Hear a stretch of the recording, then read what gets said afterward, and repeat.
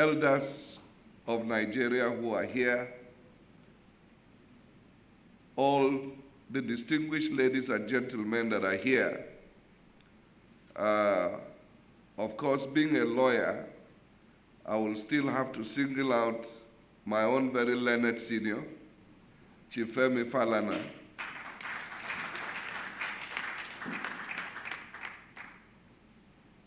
The man who has gathered us here today, my brother Haske Satumari and his dear wife. Let me welcome all of you to this very important occasion. It's a privilege and honor for me to stand before this august congregation to share a few thoughts about the question of electoral and judicial reforms. But my job is made easier because I'm sandwiched between two competent people. The mayor of Entebbe has spoken so eloquently, and the other keynote speaker, Chief Femi Falana, is somebody who is well known in Nigeria. So I don't have to say too much, because I know that between these two gentlemen, they've done a lot of justice to the issues at hand. But let me first of all congratulate Haske Foundation for this very noble enterprise of supporting the vulnerable in our society. I pray that the good Lord who has put this burden on your heart will continue to grant you the enablement to be able to carry out this vision to its full extent.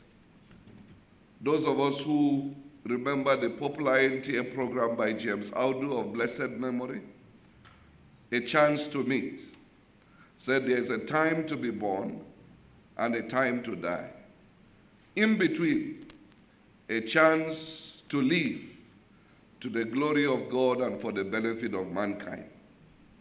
And I think this summarizes the essence of living. If our lives on earth are not lived for God's glory and for the benefit of mankind, then I think it is not worth living at all. And my prayer is that God will help us to set our priorities right. That brings us to the question why we are talking about electoral and judicial reforms is because leadership has become very crucial in society. Things move upward or downward as a function of leadership. Election has become a cardinal basis for democracy, and if election will deliver on its promises of producing the right kind of leadership which the people desire, even though I must say sometimes that the people can get emotional, and sometimes because of the dynamics of society, can actually go for populism, like the mayor of Entebbe referred to, instead of substance. It happens. But by and large, I believe that the people know what is good for them, and they know who therefore encapsulates what is good for them.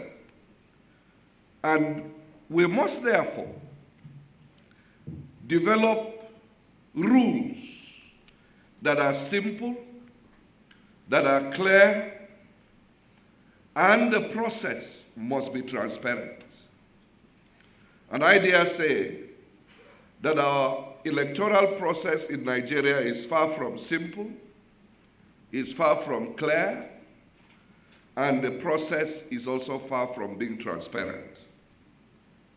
It takes a lot of guts, it takes a lot of ingenuity, It takes what you may want to call a bit of luck to put all the ingredients together to win an election. Election involves a combination of factors: the voters, the empire, the security functionaries, the judiciary, and of course, the legal profession. Nigeria, as the largest democracy in Africa by virtue of our population, has made significant progress in consolidating democratic institutions since the transition from military rule to civilian governance in 1999, which we fondly refer to as the Fourth Republic. You recall that our First Republic was truncated by military intervention. The Second Republic was nurtured by the military and killed by the military. The Third Republic itself was very much short-lived, and the Fourth Republic is what we have today. At least, if we have nothing to celebrate at all, as imperfect as our system is, that we've been able to have a change of button from civilian to civilian 4 times now. 4 times, am I correct? From Obasanjo to Yar'Adua to Goodluck to Buhari, this is the 5th time. At least we know that there have been a lot of questions that are still unanswered in some of the processes by which successors emerged, but at least that we have been able to sustain civilian rule, I think is something to clap for ourselves. I do not believe in throwing out the baby and the bathwater, because military rule, as is becoming the fashion in Africa, in West Africa, that due to the failure of governance and leadership, that military rule is beginning to be attractive again. I want us to know that the leopard does not change its skin. Military rule will never be inclusive, will never be democratic, and it's a government of a few people, by a few people, and in fact, a lot of the times, for the few people. We cannot afford to return to those days of military rule. And I'm worried by the agitations by some people, not because I'm a politician in office, but I do not think that it will help us. Some of the distortions in our society today, some of the institutional malfunctions today in Nigeria were because those institutions were nurtured under military rule. And it's difficult to reverse some of them. Today, people talk about a defective constitution. It was given to us by military fiat. It will interest you to note that by the time the elections held in 1999, Chief Falana will confirm, we did not even have a clean copy of the Constitution. So we didn't know what the rules were. We began to stumble on them gradually. This is the unpredictability that military rule brings. And I think no matter the frustrations we have with government and with governance, we must not return to our vomit. To strengthen democracy and enhance citizen participation, electoral and judicial reforms are indispensable. There is urgent need for electoral and judicial reforms in Nigeria, as its benefits are invaluable. It will serve to ensure fairer, more inclusive, transparent elections, and the resolution of conflicts that follow after the declaration of results. The judiciary plays a crucial role in the electoral process It does this by upholding the integrity of the Constitution and extant electoral laws, protecting the rights of political parties and their candidates, and ensuring justice for voters. In recent times, however, the judiciary has been plagued by numerous challenges that have called to question the effectiveness, integrity of the judiciary, and consequently the trust the public has placed on it. It is in this vein that comprehensive judicial reforms become expedient to promote a fair, efficient, and judicial system.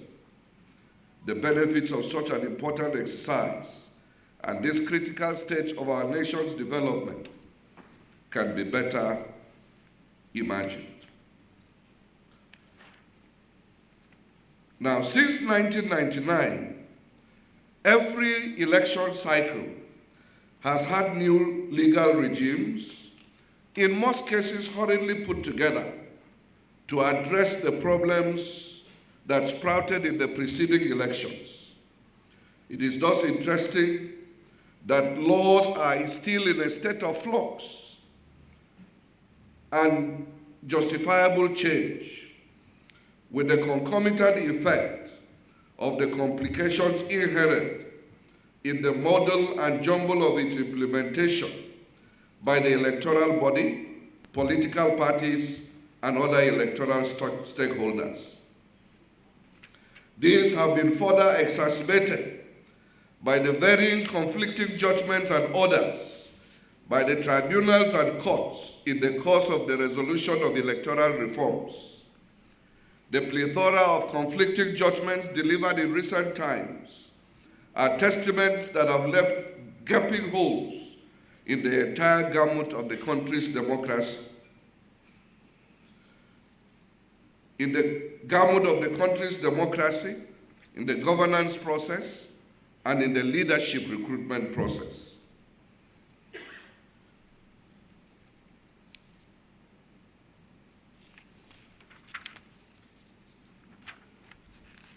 For the judiciary, there is an urgent need to safeguard its independence and integrity. What we noticed in recent past is partisan interference, invasion and meddlesome interloping of tribunals and courts by politicians and their cronies. This has become very worrisome.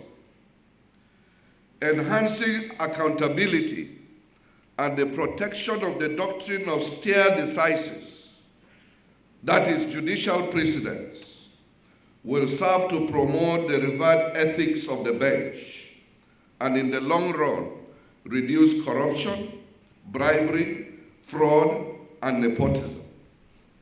Let me say this, that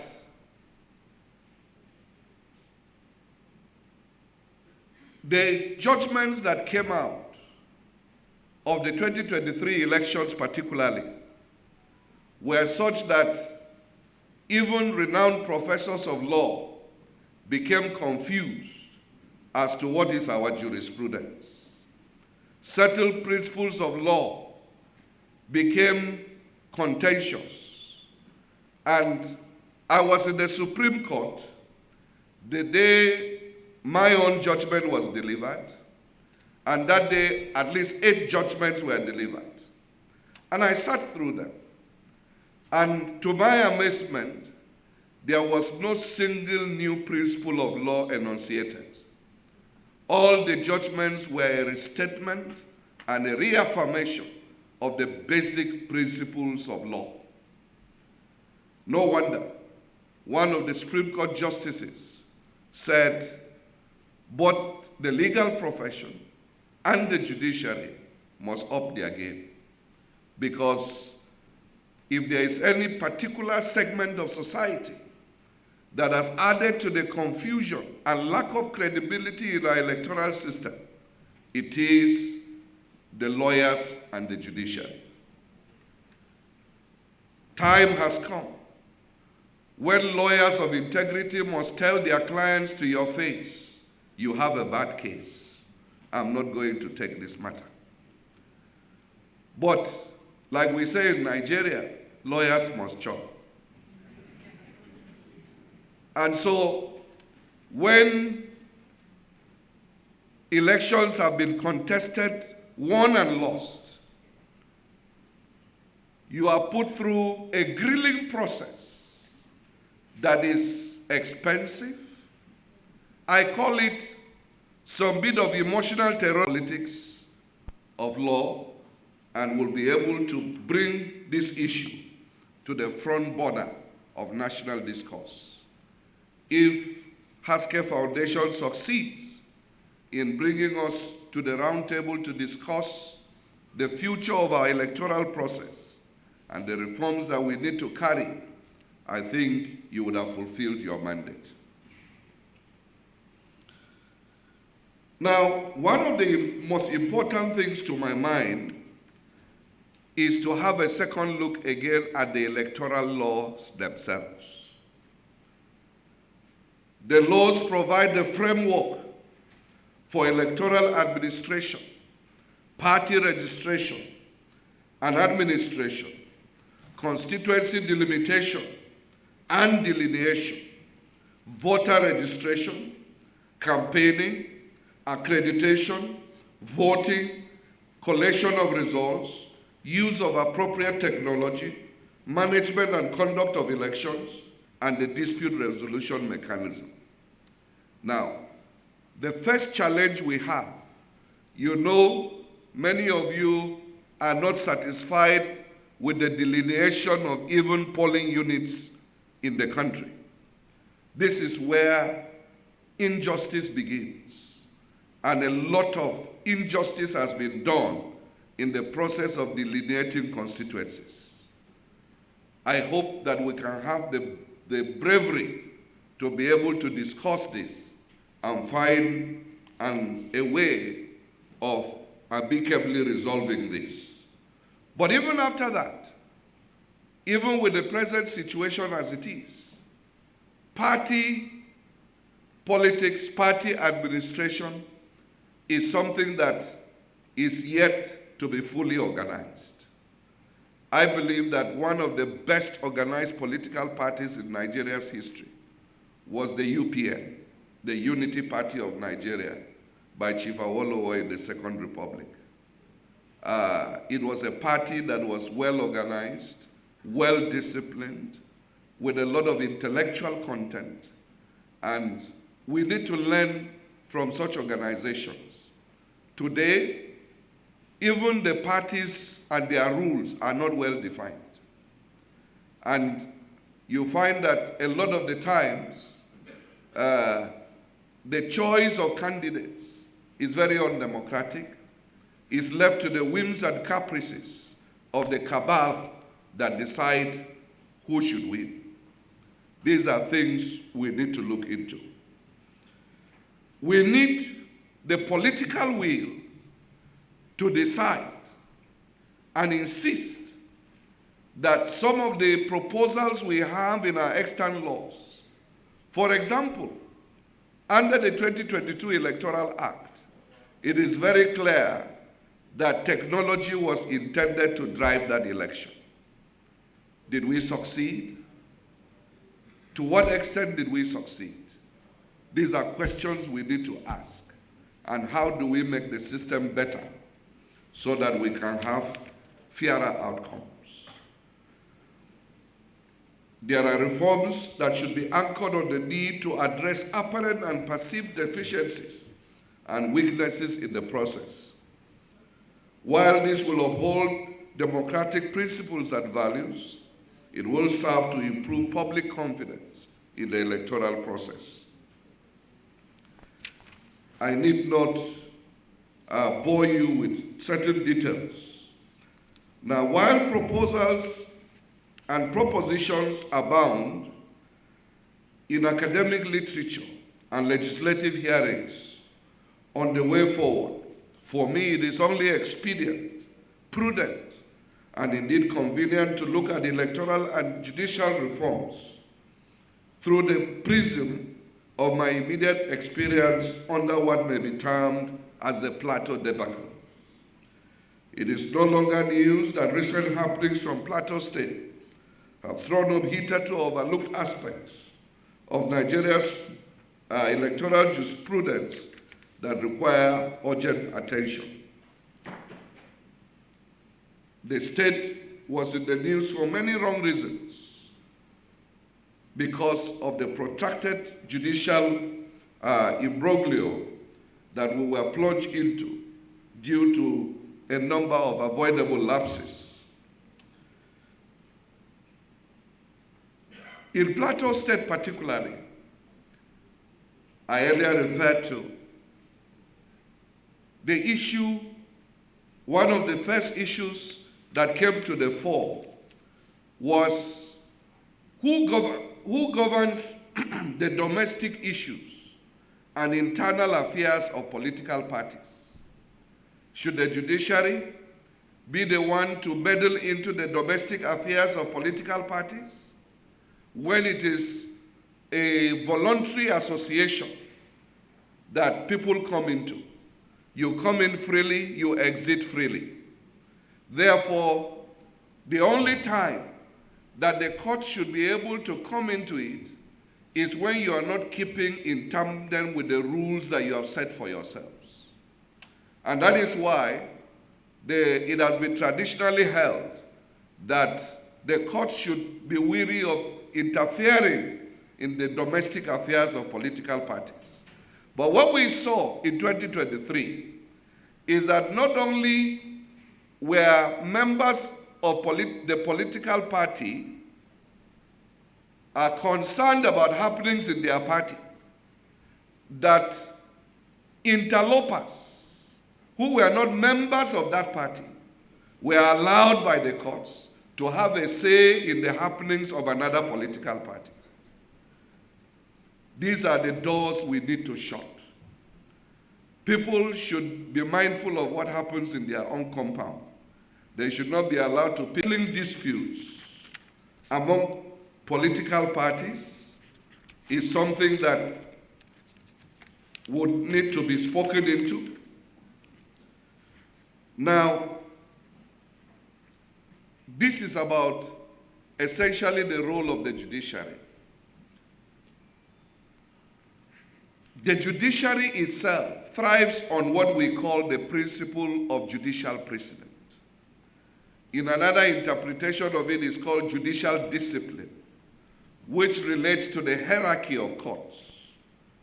It is worrisome that where the Supreme Court, which is the Supreme Court of the land, the final court of the land, has made a pronouncement that lower courts reverse what the Supreme Court has stated, and there are no sanctions. I think we need to look into this.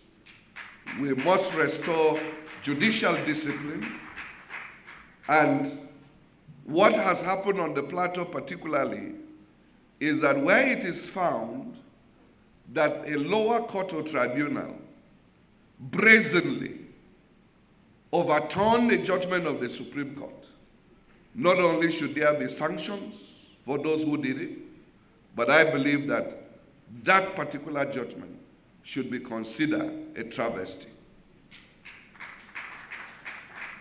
We must have the boldness to insist that the right things be done.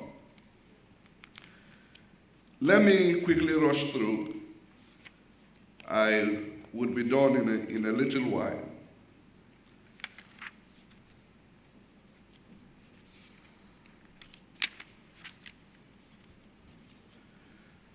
We are also noting a very interesting development due to one of the fallouts of the 2023 electoral process is that the electoral umpire decides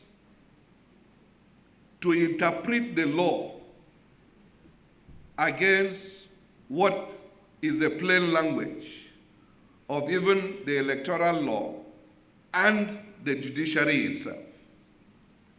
I give you a typical example.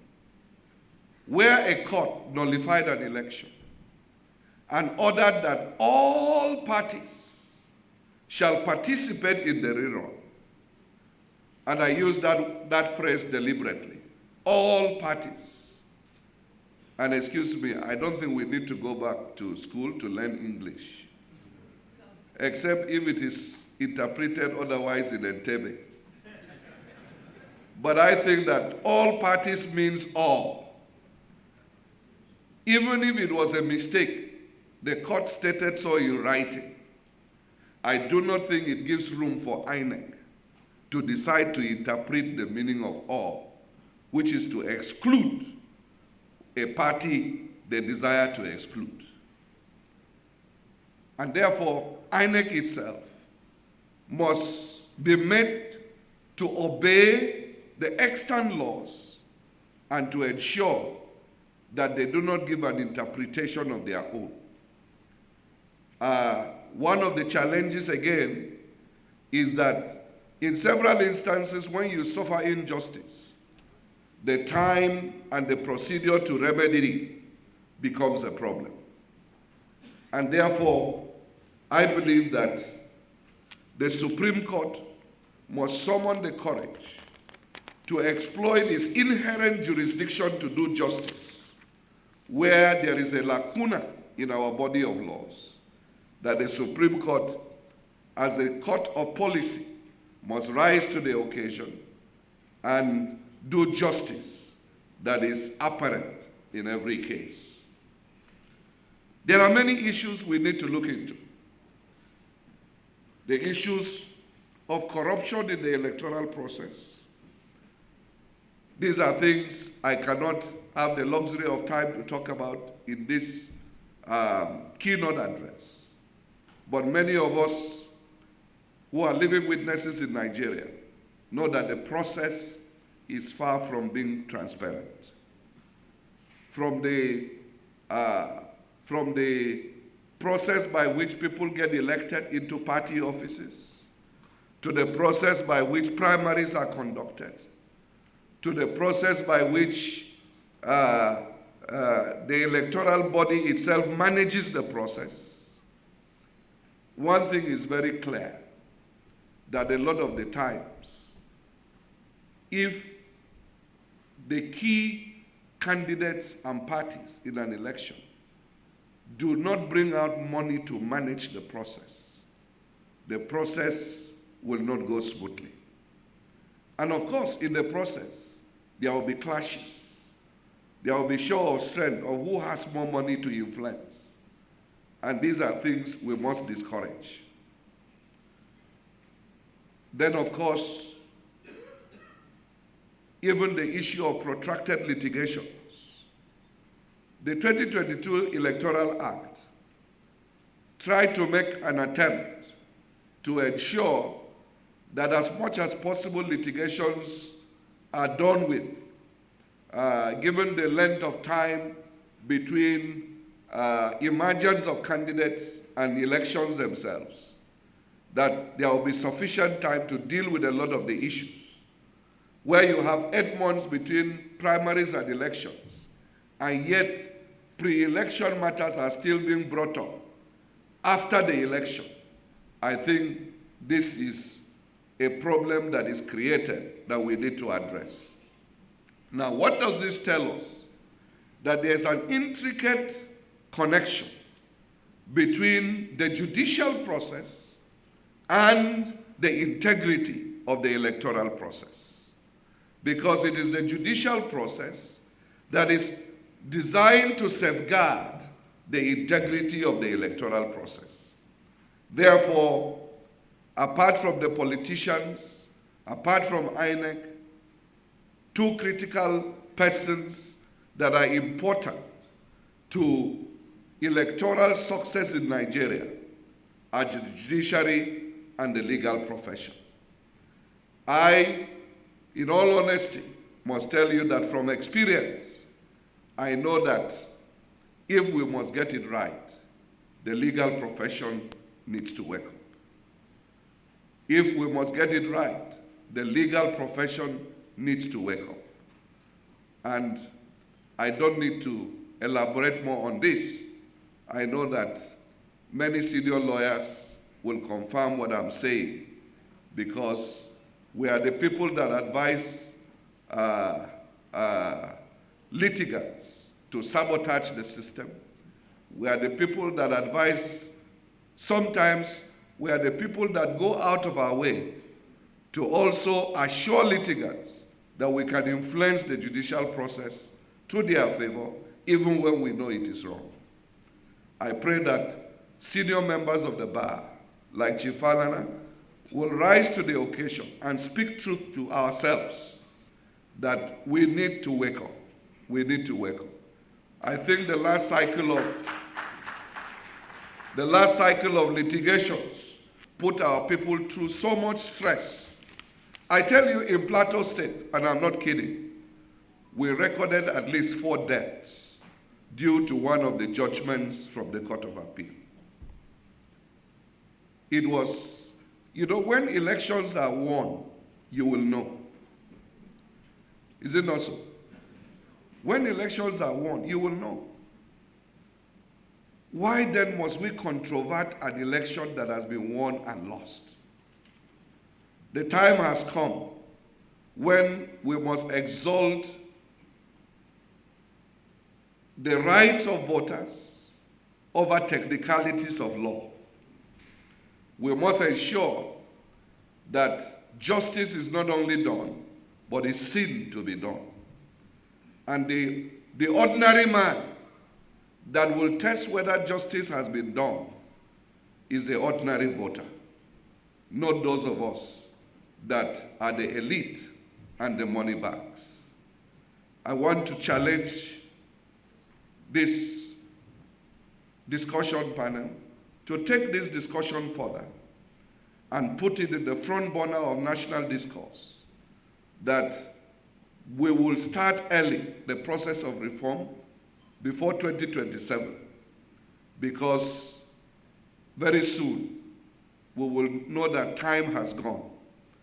Let's not be taken by surprise like the 2022 Electoral Act, that the president woke up to discover that he had even been excluded from voting in his own party primary. The National Assembly members who passed the law did not know that they had scored an own goal.